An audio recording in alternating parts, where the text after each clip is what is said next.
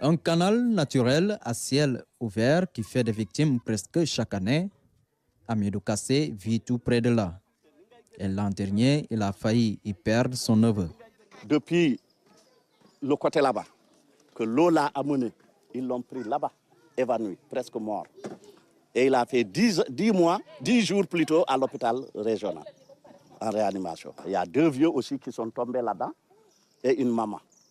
On les a pris aussi là-bas. Là-bas, comme c'est moins profond, c'est là-bas qu'on cueille les victimes.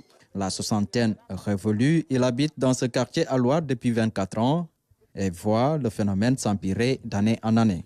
Le canal était un petit truc qu'on enjambait et qu'on passait. Mais depuis que les gens ont habité, alors ça s'est détérioré de plus en plus. Et chaque année, ça progresse. Chaque année. Et c'est la seule route qui va jusqu'au dispensaire du quartier. En visite sur les lieux, dans le cadre de la prévention des inondations, le ministre de l'Hydraulique et de l'Assainissement promet, avec la collaboration des services compétents, de mettre en place des mesures le plus rapidement possible. Les techniciens ont réfléchi avec un dispositif technique qui permettra d'atténuer ou de réduire la vitesse de circulation des eaux.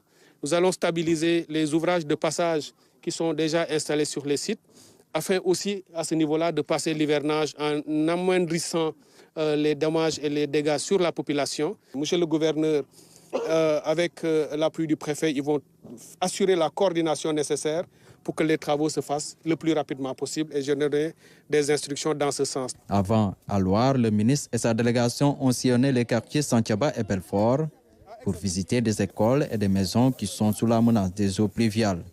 Là aussi, des mesures idoines seront prises en attendant la réalisation d'infrastructures structurelles. Nous avons identifié des cas assez critiques, des cas humains, sociaux, avec des familles vraiment dans des conditions insoutenables. Et dans les meilleurs délais avec le gouverneur et les structures, nous allons les enlever de là pour les mettre dans des conditions un peu plus acceptables pour qu'elles puissent passer l'hivernage dans de meilleures conditions.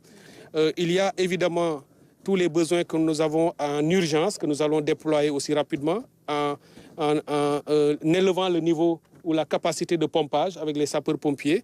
Les eaux de ruissellement constituent un véritable problème pour les habitants des quartiers bas de Ziguinchor. La commune fait aussi face à un autre problème, celui de la gestion des eaux usées. Sur ce site, les Ziguinchorois verront bientôt une station de traitement de grande capacité. Nous avons réservé ici 17 hectares sur ce site. La première phase va porter sur 5 hectares pour réaliser la station, qui aura une capacité de 4300 m3 jour. C'est déjà assez important, qui peut évoluer vers 7000 m3 jour et qui pourra soulager assez considérablement la ville de Ziguinchor, où le réseau est déjà réalisé. Il ne suffira plus maintenant que la station soit terminée et connectée au réseau pour soulager considérablement la population. La délégation a aussi visité le quartier Bouloudi et la station balnéaire du Cap Skirring.